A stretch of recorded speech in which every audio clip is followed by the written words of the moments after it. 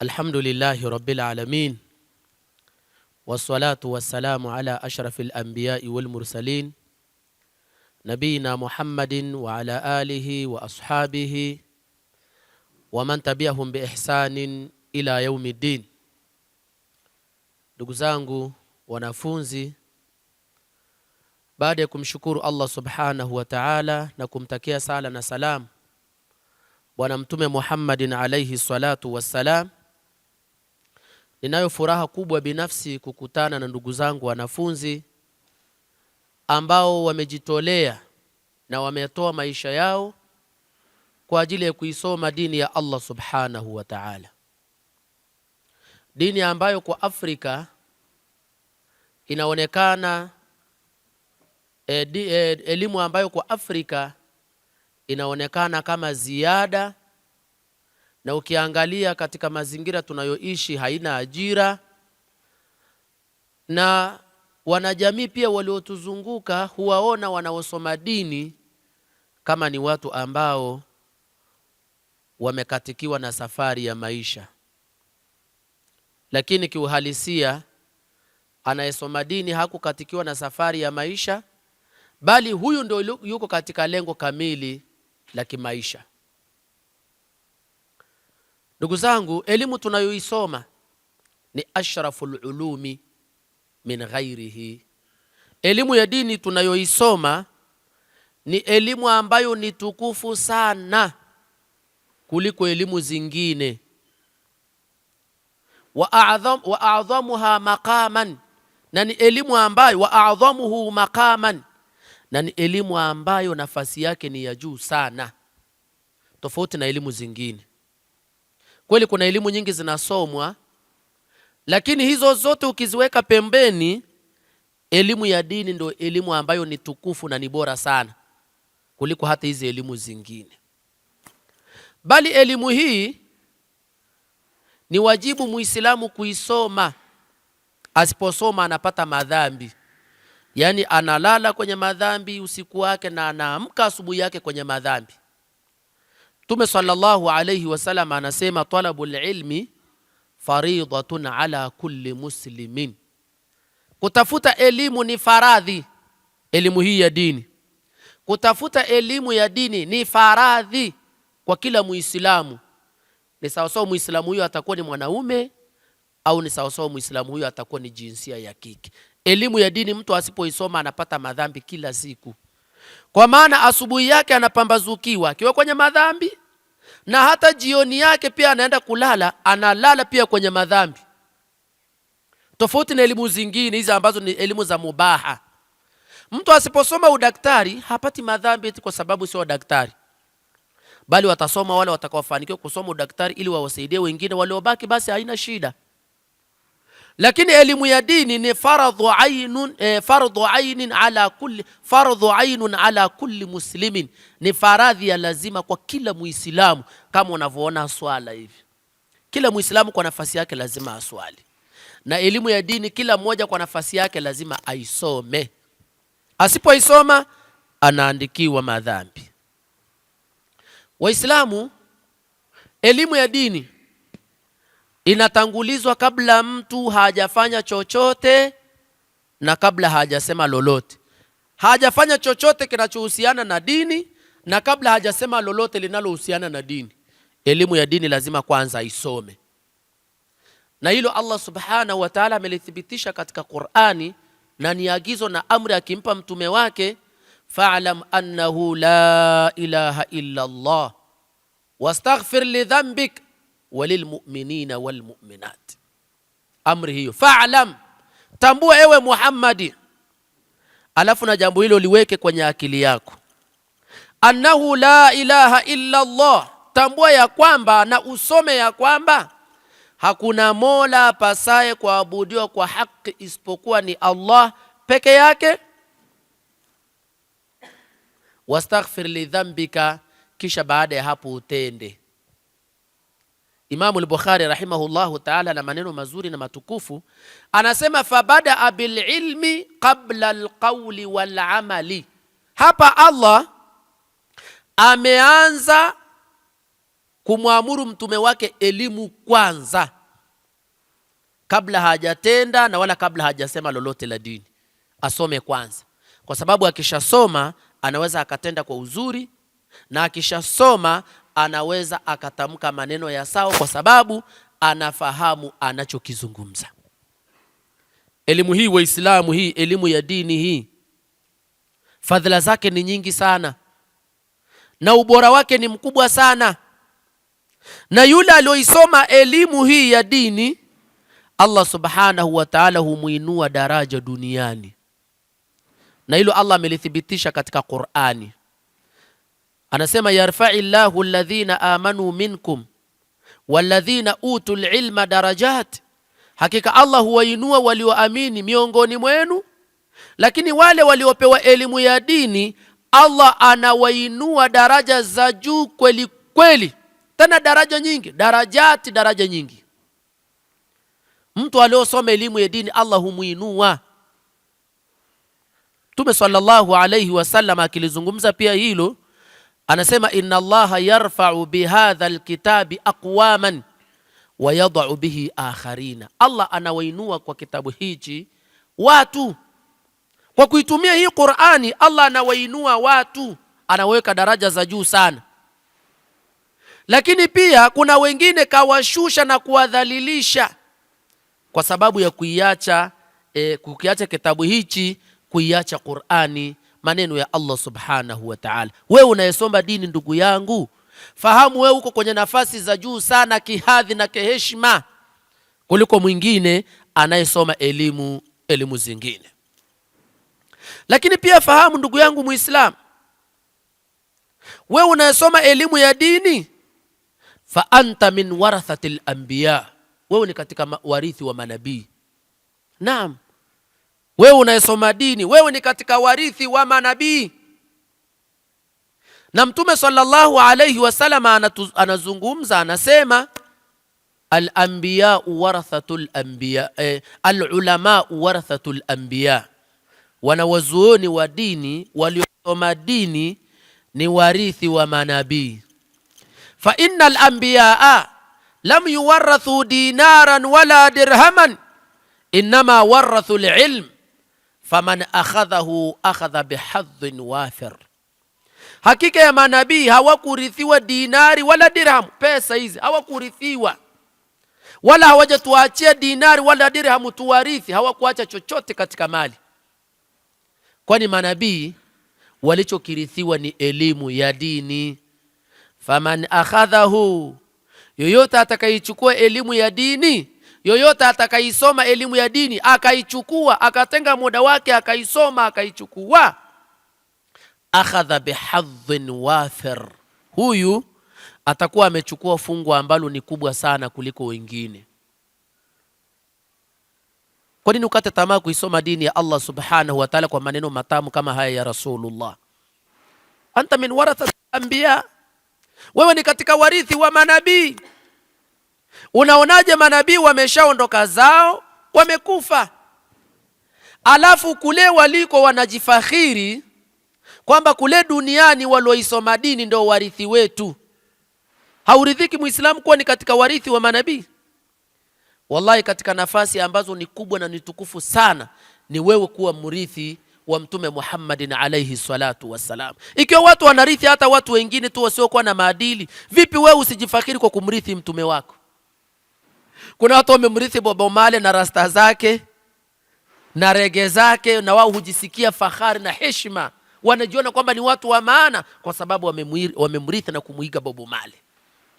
Kuna watu wanawarithi na kuwaiga wachezaji wa mpira, hata kutembea kwake anatembea kama mchezaji wa mpira. Yeye kwake anajisikia ndio fahari.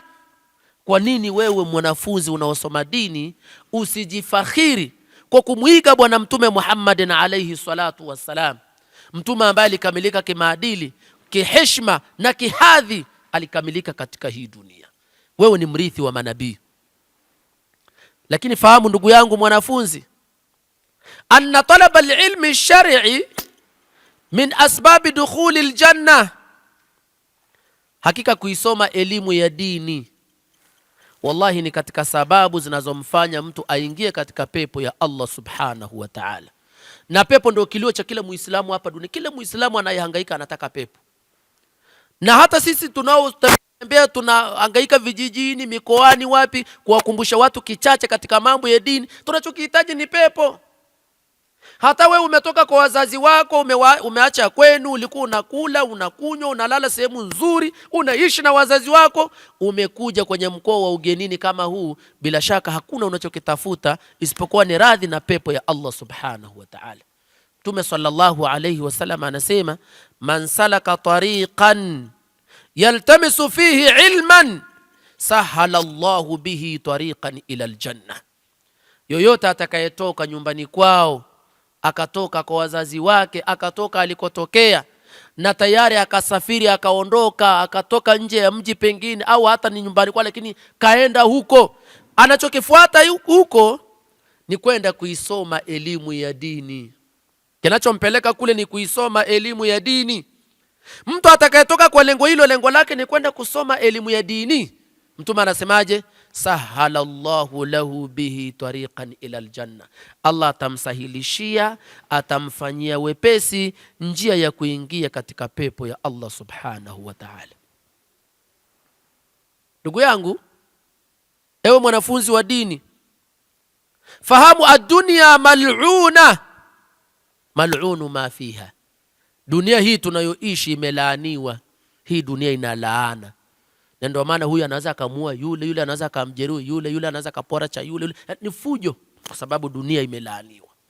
Lakini pia vimelaaniwa vyote vilivyoko ndani ya dunia, isipokuwa tu hao wafuatao. Isipokuwa utaji wa Allah subhanahu wa ta'ala haujalaaniwa. Qur'ani, maneno ya Allah, maneno ya mtume yaliyoko kwenye hii dunia, haya hayajalaaniwa. Hilo jambo la kwanza, au kitu cha kwanza. Kitu cha pili ambacho hakijalaaniwa kwenye hii dunia ni mwanawazuoni, tena mwanawazuoni wa dini. Yeye akiwa kwenye hii dunia iliyolaaniwa, yeye katika ile laana anakuwa ametoka, kwa sababu anaeneza kheri. Huyo hajalaaniwa. Watatu ambaye hajalaaniwa kwenye hii dunia ni mwanafunzi anayosoma elimu ya dini. Huyu naye kwenye hii dunia hajalaaniwa. Haya ni maneno ya Bwana Mtume Muhammadin alayhi salatu wassalam. Kwa nini ukate tamaa na kuisoma dini ya Allah wakati wewe umetoka katika grupu la laana? Ndugu yangu mwanafunzi, fahamu watu wanavyokuhitaji wewe msomi wa dini. Hitajio lao ni kubwa zaidi kuliko wanavyohitaji chakula na vinywaji. Yaani uwepo wako wewe kwao ni muhimu zaidi kuliko wanavyohitaji chakula na kuliko wanavyohitaji vinywaji. Mwanazuoni wa Kiislamu Ibnul Qayyim al-Jawziyya rahimahullahu ta'ala anawazungumza wanawazuoni wa dini. Anasema hum bimanzilati nujumi fi sama. Wanawazuoni wa Kiislamu, watu waliosoma dini, nafasi yao ardhini ni kama unavyoona nafasi ya nyota mbinguni. Mbingu ikikosa nyota inapoteza hadhi na mwelekeo, na inakuwa na picha ambayo sio nzuri. Mapambo yanakuwa yameondoka. Sasa hawa wanawazuoni wa dini, namna watu wanavyowahitajia, ati namna nafasi yao ilivyo duniani ni sawa na nafasi ya nyota zilizoko mbinguni. Kisha akasema maneno mengi. Wangapi wamepotea, watu wa dini wakawaokoa? Wangapi walipotoka, watu wa dini wakawarudisha? Ni wangapi shetani aliwabeba, watu wa dini wakawarudisha? Akaeleza mengi. Kisha akasemaje? wa hajatun nasi ilaihim a'dhamu min hajatihim ila at-ta'ami wash-sharab. Namna watu wanavyowahitajia wanawazuoni wa Kiislamu, hitajio lao linakuwa ni kubwa zaidi kuliko wanavyohitaji maji na vinywaji. Ukikosa chakula wewe unakufa tu, alafu habari yako imeisha, unaenda kwenye maisha mengine. Unapokosa kinywaji au maji wewe unakufa, unakuwa umehama kwenye maisha haya ya dunia, umeenda kwenye maisha mengine. Lakini mtu anapokosa dini, huyo anahesabika tayari kafa duniani na hata akhira pia kafa. Maana yake kapoteza vyote viwili, kaipoteza dunia, kaipoteza pia na akhira yake. Kwa hivyo hitajio lenu kwenye jamii ni kubwa zaidi na ni la muhimu zaidi kuliko watu wanavyohitaji maji, kuliko watu wanavyohitaji chakula na wanavyohitaji kinywaji. Ninyi wasomi wa dini.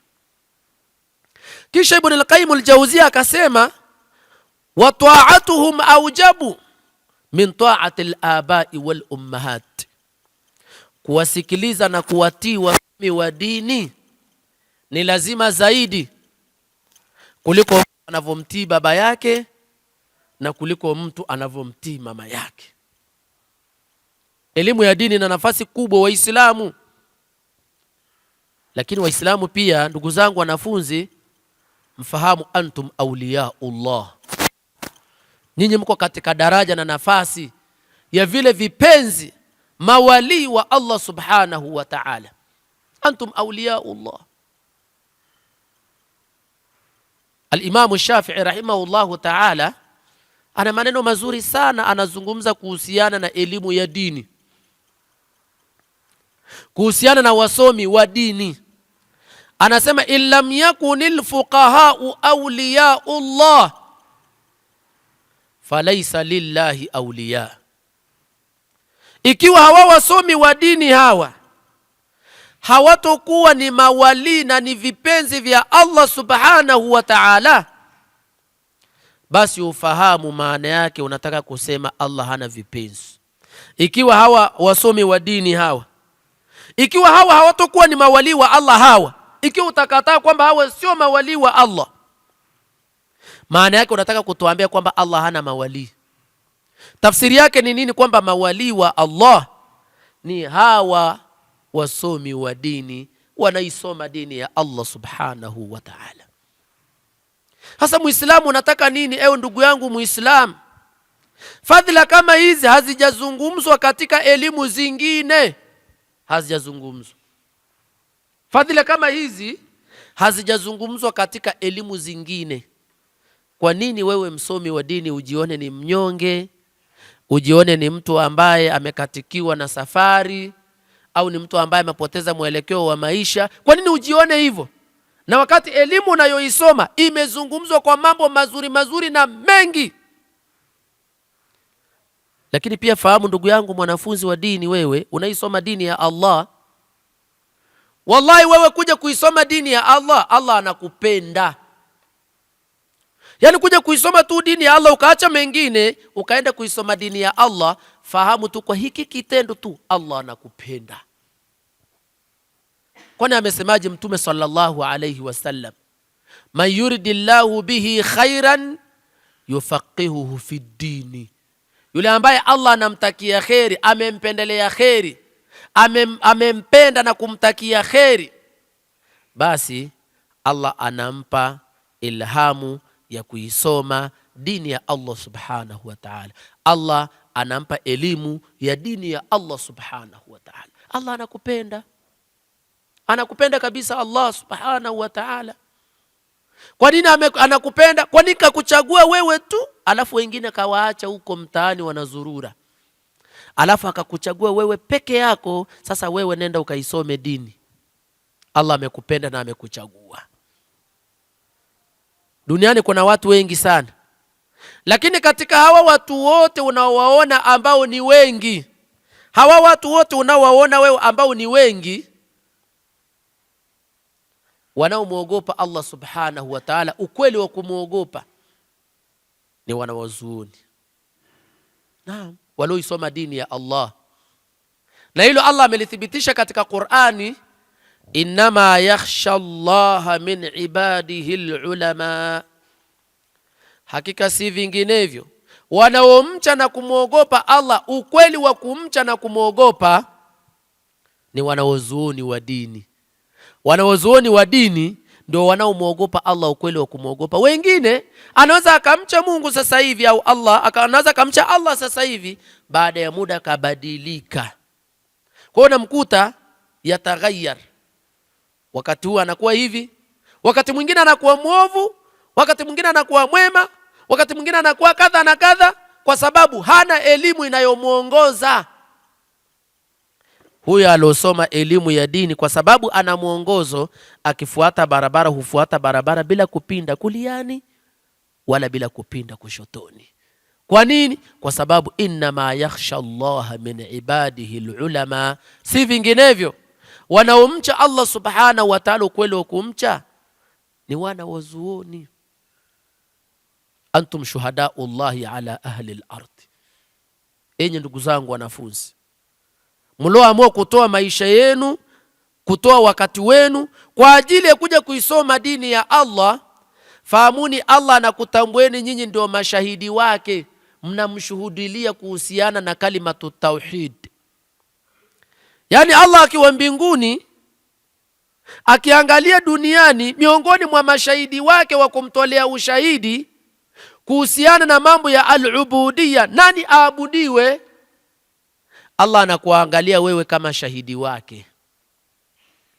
Na hilo Allah amelizungumza katika Qur'ani, shahida Allahu annahu la ilaha illa huwa wal malaikatu wa ulul ilmi qaiman bil qist. Allah mwenyewe mbinguni anashuhudia. Anashuhudia nini? Anashuhudia ya kwamba hakuna mola apasaye kuabudiwa kwa haki isipokuwa ni yeye Allah peke yake. Hili Allah mwenyewe analishuhudia kwamba hakuna wa kuabudiwa kwa haki ila yeye, ila analishuhudia. Wal malaikatu, lakini pia na malaika wake wanashuhudia hilo na kulitamka kila siku asubuhi na jioni ya kwamba hakuna apasaye kuabudiwa kwa haki isipokuwa ni Allah subhanahu wa ta'ala. Hili nalo malaika wanalishuhudia. Alafu shahidi wa tatu ni nani? Wa ulul ilmi qaiman bil qist. Na pia wanawazuoni waloisoma dini hilo wamelisimamia kwa uadilifu, wanalitangaza, wanalinadi na wanasambaza maneno hayo ya kwamba hakuna wa kuabudiwa kwa haki isipokuwa ni Allah subhanahu wa ta'ala. Kwa hivyo wewe ni shahidi wangapi? Wewe ni shahidi wangapi? Watatu. Shahidi wa kwanza ni yeye Allah peke yake, anajishuhudia hakuna wa kuabudiwa ila yeye. Huu ni ushahidi wa kwanza. Ushahidi wa pili, malaika wanashuhudia ya kwamba hakuna wa kuabudiwa isipokuwa ni Allah peke yake. Alafu shahidi wa tatu ni wewe. Wa ulul ilmi qaiman bil qist. Na wanawazuoni waliopewa dini ya Allah wakaisoma, nao wanashuhudia hilo hilo neno ya kwamba hakuna wa kuabudiwa isipokuwa ni Allah subhanahu wa ta'ala. Huridhiki kuwa shahidi wa Allah ndugu yangu? Hauridhiki kuwa shahidi wa Allah?